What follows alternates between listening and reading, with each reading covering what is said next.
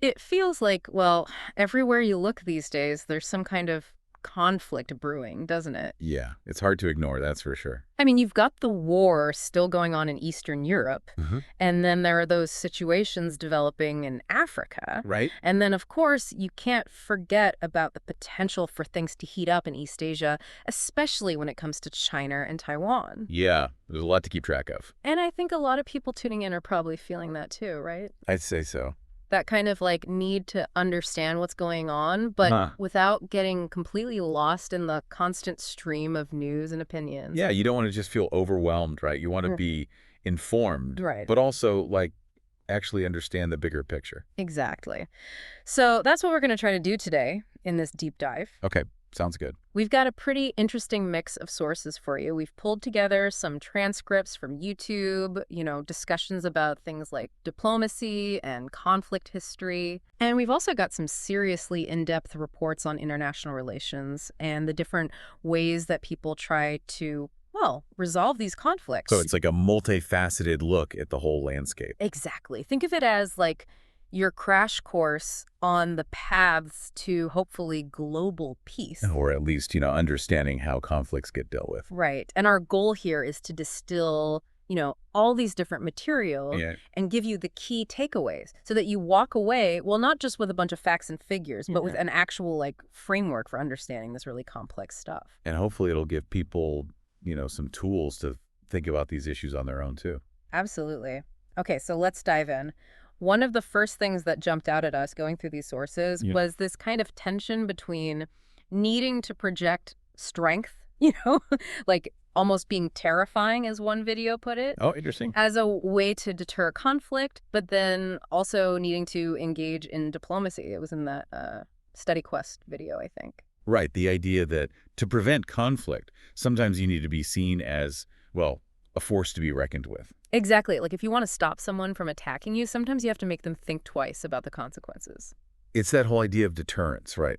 You Yeah. make the cost of aggression so high that it outweighs any potential benefit. Right. But then that same video, the Study Quest one, it also pointed out that everyone involved in the Ukraine situation, so that's Russia, Ukraine, and even Europe with all its economic ties, Right. they all actually want the fighting to stop, right? Well, yeah. Ideally, everybody wants peace. Right. Of course. But that's where diplomacy comes in, right? Which those international policy zone videos were all about. Absolutely. Diplomacy is crucial for finding a way out of conflict, even when the starting points seem miles apart. It's about communication, negotiation, and actually trying to understand the other side's perspective.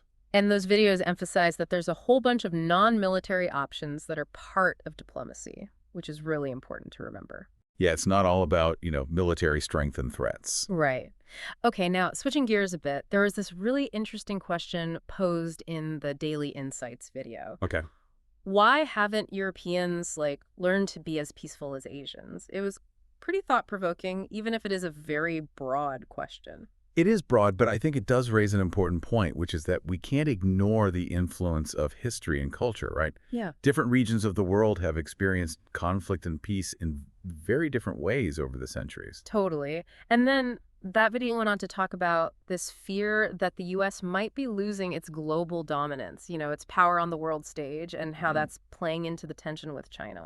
Yeah, the idea that a shift in the balance of power can lead to instability. It's a classic theme in international relations, and it's definitely relevant to what we're seeing today. Right, and that really ties into the whole geopolitical picture that was laid out in that PESTEL analysis in the detailed analytical report, right? Yeah, PESTEL, standing for Political, Economic, Social, Technological, Environmental, and Legal Factors, provides a really comprehensive way of looking at all the different forces that can shape a situation. So it's not just about two countries disagreeing, it's about all these other things swirling around as well. Exactly. It's like a web of interconnected factors, all influencing how things play out on the global stage. Right. Okay, speaking of frameworks, that report gave us a bunch of them to really dig into these issues. We saw MOST, SPEAR, PESTEL, and SWOT. Yeah, those are some handy tools for breaking down complex problems. Okay, let's start with MOST. Mission, objectives, strategy, tactics. How do you think that applies to this massive challenge of global peace? What's actually really interesting how a framework often used in business or project management can be applied to something like this. Right. It's like, how do you even begin to tackle such a huge goal? Exactly. So with most, you start with the big picture, the mission, which in this case would be, well, global peace and stability. Okay, so that's the ultimate aim. Right. Then you break it down into more specific objectives, like, okay, we need to get ceasefires in active conflict All zones right. and maybe provide economic support to countries that are struggling and strengthen international institutions and laws. Concrete steps. Okay, so those are the goals you're working towards. Exactly. Then you've got the strategy, which outlines the broader approaches, like engaging in multilateral diplomacy. So that's countries working together. Right. Or using economic influence as a tool, or deploying peacekeeping forces. And then finally, you get to the tactics, the specific actions. Like holding international summits or providing financial aid or maybe setting up educational programs to promote peace. Precisely. It's a way to take a massive abstract concept like peace Yeah. and turn it into a series of actionable steps. That's actually pretty helpful because it can feel so overwhelming otherwise. Now, what about SPEAR? Social, political, economic, and armed conflict factors. That one felt really grounded in what's actually happening on the ground. Yeah, SPEAR is great for analyzing the drivers of a specific conflict. You look at the social dimension, things like ethnic divisions, cultural differences, the role of identity. Okay. Then political, so that's power struggles, governance issues, territorial disputes, economic poverty, inequality, sanctions, and then, of course, armed conflict itself, the use of force, weapons, military actors. So it's like a checklist for understanding the different layers of a conflict. Exactly. It helps you see why things have escalated to violence and what's keeping the conflict going. Right. And it reminds you that there's usually a lot more going on than just, one side versus another. And then we've got Pestal, which we already touched on, but that's like zooming out even further. Yeah, with Pestle, you're looking at the bigger picture, Yeah. all those external forces that can influence conflict and peace. So political, economic, social, technological, environmental, and legal. What kind of things fall under each of those? Well, under political, you'd have things like, tensions between major powers like the U.S., Russia, China. You can think about the global economy, how interconnected everything is. Social, you've got issues like refugee crises. Technological, well, that could be things like cybersecurity threats. Oh, right, how technology can be used in conflicts. Exactly. And then environmental, think about conflicts over resources driven by things like climate change. And legal, well, that's the whole framework of international law, which can be pretty complex. Wow, it really shows you how interconnected the world is. That's exactly the point. These issues don't exist in isolation. Okay, and then finally we have SWOT strengths, weaknesses, opportunities, and threats. That felt more like a strategic assessment of the whole peace-building landscape. SWOT is great for that. It helps you identify the tools and resources you have, the challenges you face, and the potential paths forward. In the context of peace building, you might list things like established international institutions like the UN as a strength. Okay, that makes sense. But then a weakness might be, the fact that these institutions often lack the power to really enforce their decisions. Right. They can make resolutions, but can they actually make countries comply? It's a big challenge. And then on the opportunity side, you could think about advancements in technology that might help monitor conflicts, or the rise of global movements advocating for peace. Oh, yeah, like the power of people coming together to demand change. Exactly. But then, of course, there are threats. The risk of conflicts escalating, the potential for climate change to create new security challenges. Right, it's a constant balancing act. That's the reality of trying to build a more peaceful world. There are always going to be obstacles and setbacks. Okay, so let's move on to some specific examples. The report spent a lot of time looking at the situation between the U.S., Russia, and Ukraine. It mentioned U.S. diplomatic efforts like shuttle diplomacy and those talks in Riyadh. Right. Even in the midst of active conflict, diplomacy never really stops. Shuttle diplomacy, where you have envoys going back and forth between the different parties, trying to find common ground, that's one approach. Okay. And then, those talks in Riyadh, they were aimed at achieving at least localized ceasefires, specifically in the Black Sea region. It shows that there's always this effort to de-escalate, to find some kind of opening for a broader resolution. Right. Even if it's just a small step at a time. Exactly. Yeah. But the report also made it very clear just how difficult it's going to be to find a solution that everyone can live with. Russia has some very specific demands. Like what? Well, they want sanctions lifted, for one thing. And they also want their territorial claims recognized, which is a major sticking point. And Ukraine, of course, wants all Russian forces out of their territory. Right, and they have strong backing from the U.S. on that. Plus, you can't forget about the humanitarian crisis, which just keeps getting worse. Yeah, all the reports of human rights abuses in the occupied territories, it's heartbreaking. It adds this whole other layer of urgency to finding a resolution. Okay, so this is where things get a little bit out there. The report actually floated this idea of ownership or leasing of conflict areas. Yeah, that was a pretty unconventional suggestion. The basic idea is to temporarily hand over control of disputed territories to a neutral third party. It's an attempt to break the deadlock that often happens when you have two sides claiming the same territory. So instead of fighting over it, you just give it to someone else to manage for a while. Right, at least temporarily. Hmm. The idea is that under neutral administration, you could reduce violence, create space for economic development, and get humanitarian aid flowing without all the political roadblocks. Okay, so in theory, it sounds kind of interesting, but how would that actually work in practice? Well, that's where things got tricky. The report gave a couple of examples, but they were pretty extreme. Like, for the Gaza Strip, they mentioned the possibility of the U.S. taking ownership. Wait, seriously? Yeah, but even the report acknowledged that there would be huge legal and ethical problems with that, especially when it comes to the people living there. Right, you can't just displace an entire population. Exactly. And then for the disputed areas in Ukraine, the idea was to maybe lease them to international organizations as a temporary measure. So while everyone's trying to figure out a longer-term political solution, Right. But even then, you run into all sorts of issues. International law around transferring territory is incredibly complicated. yeah, I bet. And getting all the parties involved to agree to something like that, well, that would be a political miracle, Right, it sounds like a logistical nightmare. to say the least. Yeah. It's more of a thought experiment, really, a way of highlighting just how difficult it is to find solutions in these situations. Okay, so maybe not the most practical idea, but it does show that people are thinking outside the box. Now, let's talk about some more conventional approaches. The International Policy Zone video gave us a really good overview of alternatives to just providing military aid. Yeah, it's important to remember that there are a lot of non-military tools that can be used to address conflict. And sometimes those tools can be even more effective than just sending in weapons. Absolutely. So the video started with preventive diplomacy, which is basically using diplomacy to try to prevent conflict from breaking out in the first place. So trying to stop the fire before it even starts. Exactly. That could involve things like sending UN envoys to mediate between groups that are in dispute or facilitating dialogue to help build trust and understanding. They gave some examples of that happening in Central and West Africa and also in Central Asia. Right. The goal is to address the root causes of tension before they escalate into violence. Then there's mediation, which is where a neutral third party helps the sides in a conflict to communicate and negotiate. So they act as a kind of go-between. Exactly. The UN plays a big role in mediation efforts around the world, and they had some success stories, like in Nepal, where mediation helped to bring about a peace agreement. That's encouraging. It is.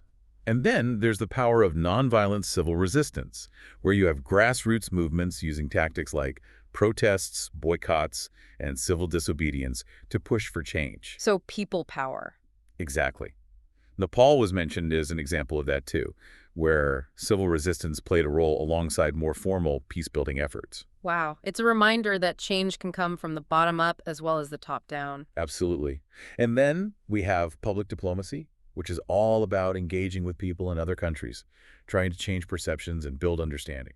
So it's not just governments talking to governments, it's people talking to people. Right. It's about building relationships and trust, which can create a more favorable environment for political solutions. Makes sense. The video also talked about civilian-based peace building, which includes things like providing humanitarian aid, supporting peace processes, and even brokering agreements between local actors. Yeah, these are often the people who are on the ground, working directly with communities affected by conflict. So they're seeing the human cost firsthand. Exactly. And they're often in a better position to build trust and facilitate reconciliation at the local level. Right, because they're not seen as outsiders. Exactly. And finally, there's alternative dispute resolution, or ADR, which is basically a set of tools for resolving conflicts outside of the traditional court system. So instead of going to court, which can be adversarial and expensive, Right. you try to find other ways to reach an agreement. Exactly. Mediation and conciliation are common ADR methods, and they can be really effective in helping people find common ground. So it's a whole range of options, from preventing conflict to managing it to resolving it. And it's important to have all those tools in the toolbox because every situation is different. Right. Okay, now another concept that came up was peacekeeping operations. The Making Politics Simple video gave a good explanation of those. Yeah, peacekeeping operations are a way for the international community to try to actively maintain peace and security in areas where there's been conflict. So they send in troops and police and experts to try to stabilize the situation. Right, usually under the authority of the UN.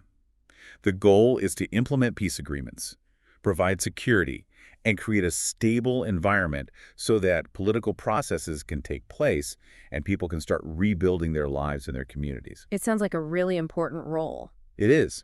And peacekeeping has evolved a lot over time. It used to be mostly about monitoring ceasefires and keeping the warring sides apart. Okay. But now it's much more multidimensional. Peacekeepers might be involved in providing political support, protecting civilians, helping with disarmament and all sorts of other things. So it's not just about keeping the peace, it's about building peace as well. Exactly. Yeah. But it's not easy work. The video also highlighted some of the challenges that peacekeepers face. Like what? Well, they often have limited resources and they're operating in really complex and dangerous environments. Yeah, I can imagine. And they absolutely need the cooperation of the host country to be effective.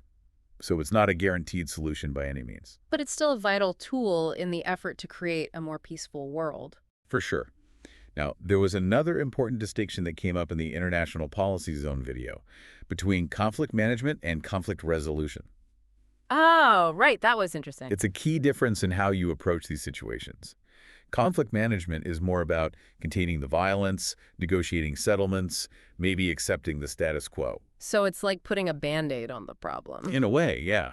Whereas conflict resolution is about getting to the root causes, transforming relationships, building healthy communities. So it's a much deeper, more long-term approach. Exactly. And the goal isn't just to stop the fighting, it's to create a lasting peace where people can thrive. Okay, that makes sense.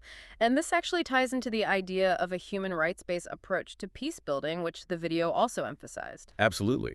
A human rights approach recognizes that violations of human rights are often both a cause and a consequence of conflict. So if you want to build a lasting peace, you have to address those underlying injustices. Exactly. And it's about upholding the core principles of human rights: universality, inalienability, non-discrimination. Meaning that everyone everywhere has the same fundamental rights that can't be taken away. Right. And the video gave the example of the Colombian peace process, which was explicitly based on a human rights framework. So they weren't just trying to stop the fighting, they were trying to create a more just and equitable society. Exactly. And that's the kind of deep systemic change that's often needed for a lasting peace. And then, of course, there's the role of public diplomacy, which we touched on earlier. Right. Those efforts to engage with people in other countries, build understanding, and change perceptions. It's about creating a more favorable environment for cooperation and peace. Yeah, exactly. Okay, now, we also came across some contrasting perspectives on leadership and conflict prevention. Oh, right, the Lil Disnick video with those excerpts from the interview with former President Trump. It's important to note that this is just one viewpoint, Hmm. and it's certainly been debated. But in those clips, President Trump expressed the view that his direct communication with President Putin, him basically saying you're not going into Ukraine, along with factors like the price of oil, would have been enough to deter the invasion. It was a pretty assertive approach. It was. He also talked about taking a similar approach with China regarding Taiwan. So his belief was that projecting strength and resolve was the best way to prevent conflict. Exactly. Hmm. And it's interesting to compare that to the point made in the StudyQuest video about needing leaders who are terrifying as a deterrent. Right. They're both about projecting power, even if the specific methods are different. It raises the question of whether that kind of approach actually works. Does it deter aggression, or does it just escalate tensions? Yeah, it's a debate that's been going on for a long time in international relations. For sure. Okay, now shifting gears a bit, the Global Scoop video made a quick point about the conflict in the Donbass region of Ukraine being, well, essentially a civil war. Right. It's not just a simple case of one country attacking another. Exactly. There are internal divisions within Ukraine that have fueled the conflict, and that adds a whole other layer of complexity. And the video mentioned the Minsk agreements, which were an attempt to address that internal dimension of the crisis. Right. It highlights the fact that a lot of conflicts have these internal dynamics that need to be addressed if you want to achieve a lasting peace. It's a reminder that things are rarely black and white. Rarely. Hmm. Okay, and then we had that brief mention in the valuetainment video about the domestic political climate in the Oh, U.S. yeah, how issues like immigration were becoming politicized. Right, and there was a comment about potential Democratic candidates. Okay, so that was more of a glimpse into the U.S. political scene. Exactly. It's important to remember that domestic politics can influence foreign policy, but our focus here has been on those broader themes of international peace and conflict resolution. Right, that's been our main thread throughout this deep dive. Okay, so as we wrap things up here, it's clear that international conflict is incredibly messy. To say the least. There's no one-size-fits-all solution. We've seen all these different tools and approaches, from diplomacy and sanctions to peacekeeping and nonviolent resistance. And we've talked about the importance of addressing root causes, upholding human rights, and building a more just and equitable world. And we've seen that there are different perspectives on leadership and how to prevent conflict, some more assertive than others. Right, and ultimately it's up to each of us to decide what we believe is the most effective path to peace. So this has been a pretty intense but hopefully informative journey through the world of international conflict. Our goal was to give you a framework for understanding these complex issues and the different ways that people are trying to address them. And now we want to leave you with one final thought. Think about the relationship between those high-level diplomatic efforts, the summits and negotiations Okay, and the grassroots movements, the local peace-building work that happens on the ground. interesting. Which do you think holds more potential for creating lasting peace? And why? That's a great question to ponder. There's no easy answer, but it's something worth thinking about as you continue to engage with these issues. Exactly. Thanks for joining us on this deep dive, and keep those conversations going. Absolutely. It's an ongoing process.